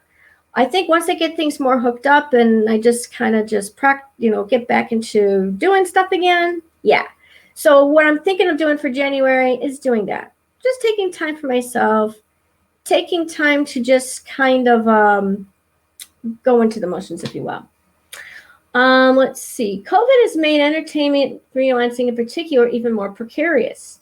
However, I've seen lots of new job opportunities pop up that didn't exist before because of it. I'm currently doing murder mysteries on Zoom from the comfort of my own home, and I think that's pretty cool. You know, that would be cool, doing a murder mystery. If you can't, like those ones where you do like the dinner stuff, I would do something like that. That would be neat. To make full-time freelancing viable in the long term, you have to be extremely flexible. Very true. The hardest thing for me to learn was to allow for time off. Also very true. When I first started freelancing, I wasn't sure if I would have enough money to pay all my expenses, so I said yes to every gig no matter what. And they're done that. I just talked about that. This led to working way too many hours and the constant fear that I might be double booking myself.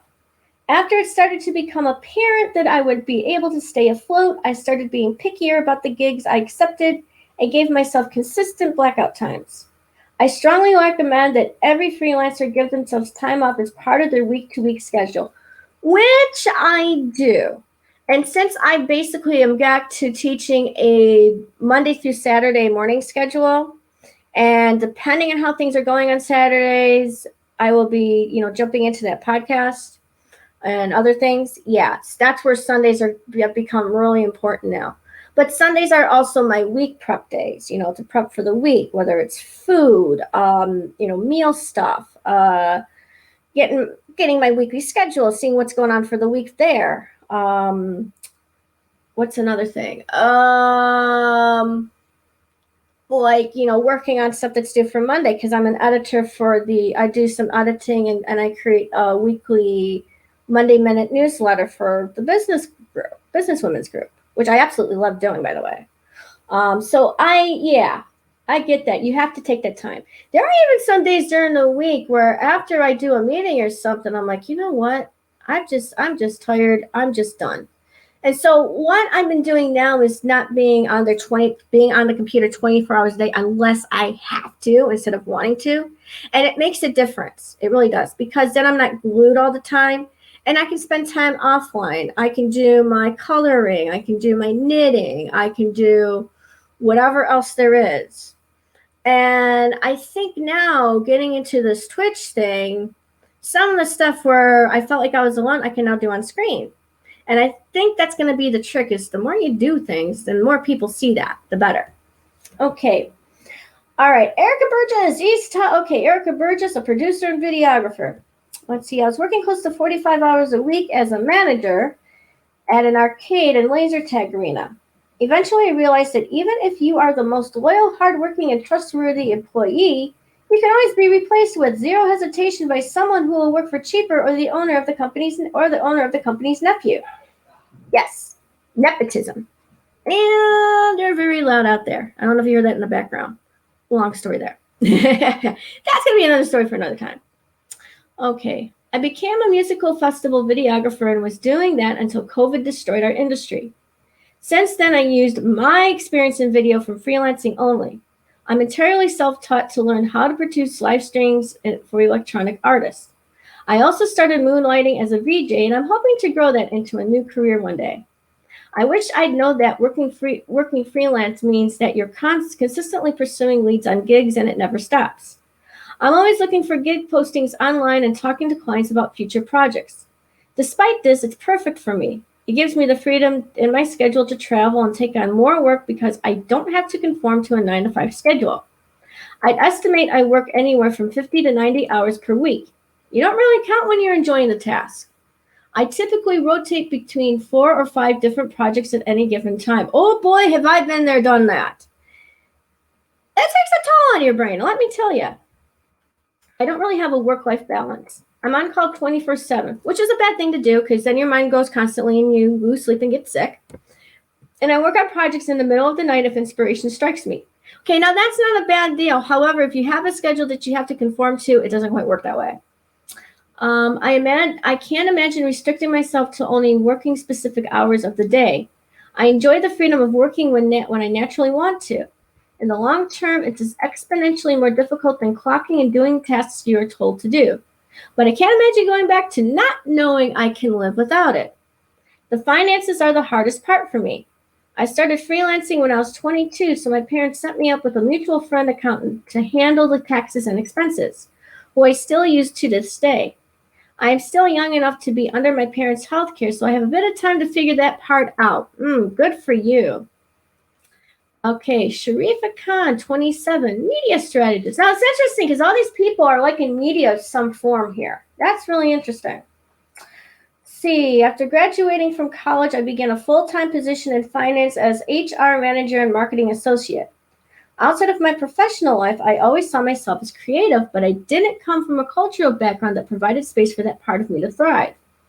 In 2017, I did some photography jobs on the side, and it was clear to see how much of my heart was in that over anything else I had ever done. So I took the plunge. Freelancing can be incredibly stressful when I have multiple projects going with different clients. But if I'm able to create a stream of different income that is viable for the long run, I don't think I would trade freelancing for a full-time position ever again. I have a long-term plan to build a business from freelancing, but I wouldn't consider it a stable source of income quite yet. And that's where you have to work your butt off. That's why people who are the most successful get to where they are. Of course, if they have the right connections, it doesn't hurt either. But let me tell you something. I'd rather see the fruits of my labor from working my ass off than not. And I have that ethic. I can't have things come to me. If it does, it's nice.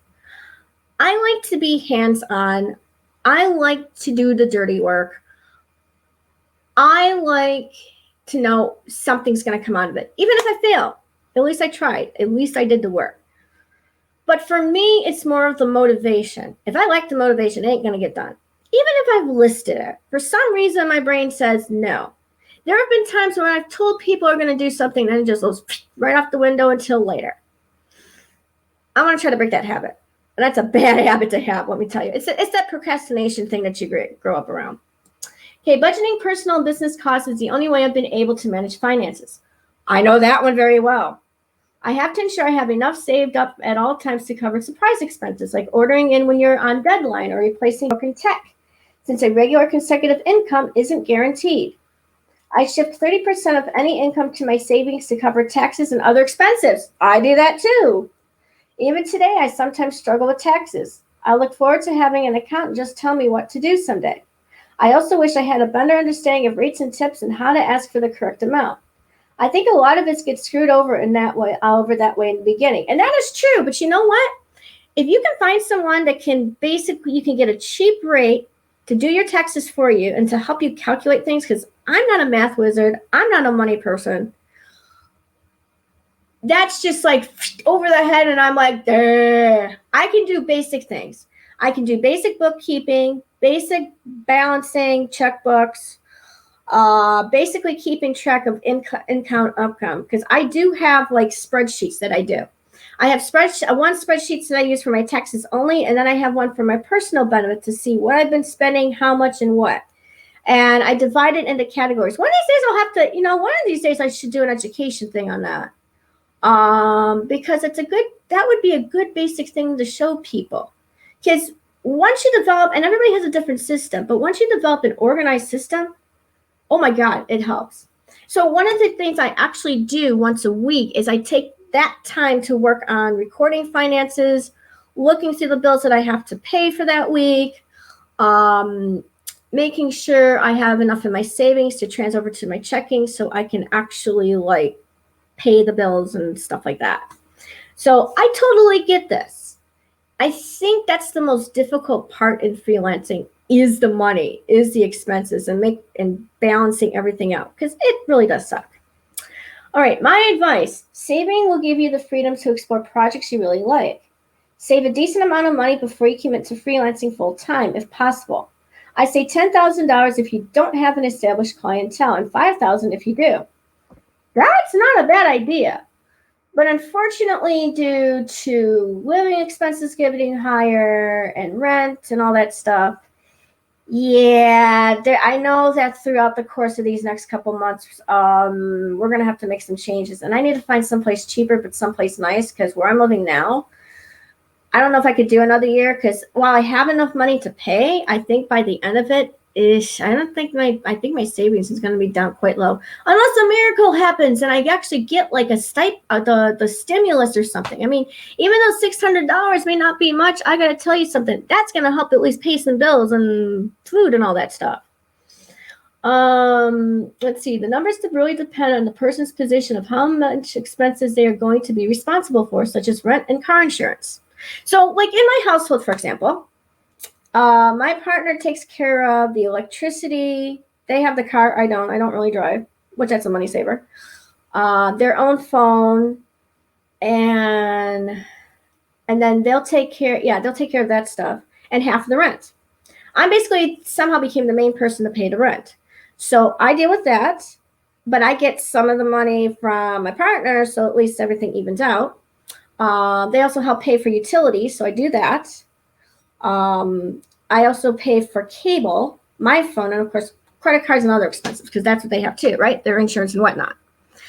But for the most part, when it comes to the household stuff, I do internet. I'm the main person for the rent, so I pay all that money, and cable and all utilities. Now, it used to be when I first came here, before this place took over with another company, I wasn't paying for water or trash or sewer.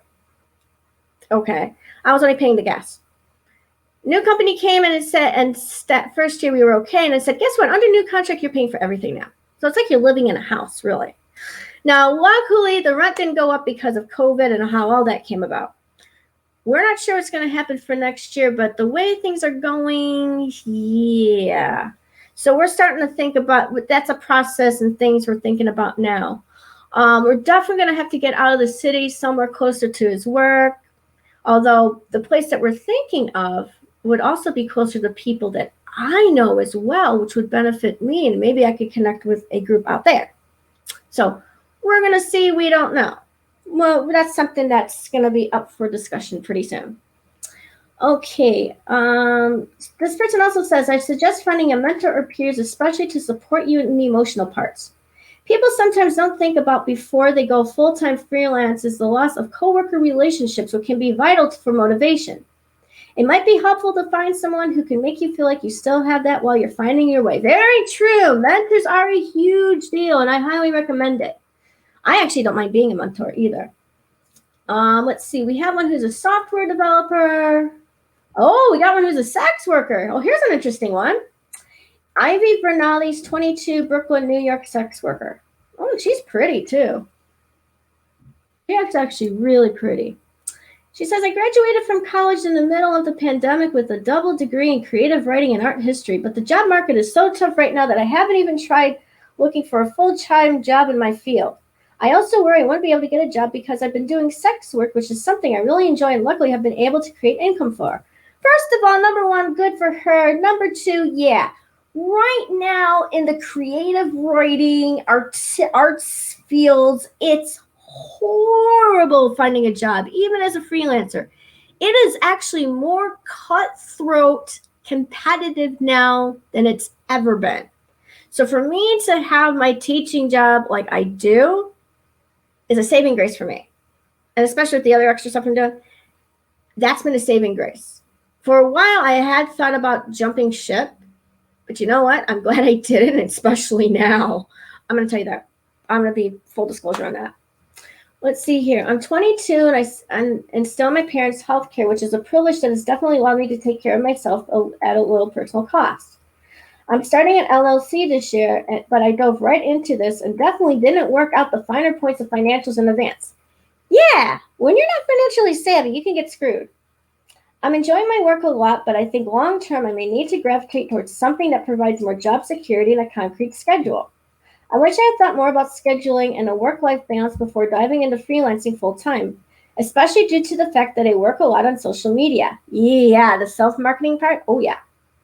Because my work is always at my fingertips, I could pick up work at any time, which, thanks, capitalist hellscape, I feel compelled to do. Well, we know what side of the fence she's on, right? I work all the time, probably 40 to 50 hours a week on my phone for technical matters, plus shoots, which are anywhere from 2 to 6 hours. I shoot around 2 or 3 times a week, depending on my schedule. It's nice to be able to lean away if I need to with a flexible schedule. But I need to work on creating more space for taking care of myself. I work myself physically more than my body can take, sometimes doing 4 shoots in a row and then ending up in bed for 2 days. That can happen if you work that hard, for sure. Freelancers should know that setting a manageable schedule is very hard and very important. Okay, so let's see, we got a social media contractor, automotive educator. Interesting. Chaya Mitchian, 25, Milwaukee, Wisconsin. Automotive educator. Oh, this is interesting. I've worked in the automotive industry for nearly 7 years. When I was laid off in April, I watched Mechanic Shop Femme 3.5 years ago while still working full time. There's a link to check out later. When I got laid off, I took some time to grieve and then jumped headfirst into scaling my small business as an automotive writer and educator. Honestly, I'm loving it. I wish I'd started sooner, but I worried about not looking for a more secure full-time position instead of taking on work that felt a whole lot less secure. I reframed freelancing as self-employment and focused on having a range of revenue streams. If you don't put all of your eggs in one basket, once things dry up or slow down in one revenue stream, you'll have another that you can focus on to make up for the lost funds. That is very true. I was surprised at how many opportunities were out there and found out that a lot of working for yourself is following up and juggling a bunch of balls at the same time. Ain't that the fact? If I can offer one piece of advice, it would be to get an accountant. That's why I do the tax thing. An accountant will be able to advise you on taxes, the best way to buy insurance, and other financial parts of freelancing. This will help you avoid taking advice from people that aren't dialed into your very specific business. You can't know everything, and you should leave accounting to a professional if you don't specialize in it. Amen to that. Make a plan for your finances and work it. The money you invest in and support will come back to you multifold. Okay. All right, there's a couple other articles there, but I think that's it. Oh, and this mechanic shop film looks kind of interesting. But all the articles and links are in the chat there if you are watching the VOD, etc. So I'm going to put this in where I call my resources file so I can look at that later because I think that's pretty awesome. All righty, so we got 2 minutes left, and let's see. I'm thinking of rating a channel here. Oh, we got some good ones here. These are channels that I follow. Let's see. Who else can I raid? Let's see who else is on here while I'm thinking about this, because we will stop at the top of the hour here. I do appreciate Poover Toss. A shout out to you, my friend. Thank you for visiting. I'm so glad you were able to come and hang out. It was really, really nice to see you. Oh, okay, we can go into Doc Midnight. That would be pretty cool. Because they're doing a show right now. We got Dylan, we got Frank. We got Sun. So, where am I going to go? I want to surprise a person too at some point. We could go to Belgian Dan's and give him some love. That would be kind of cool.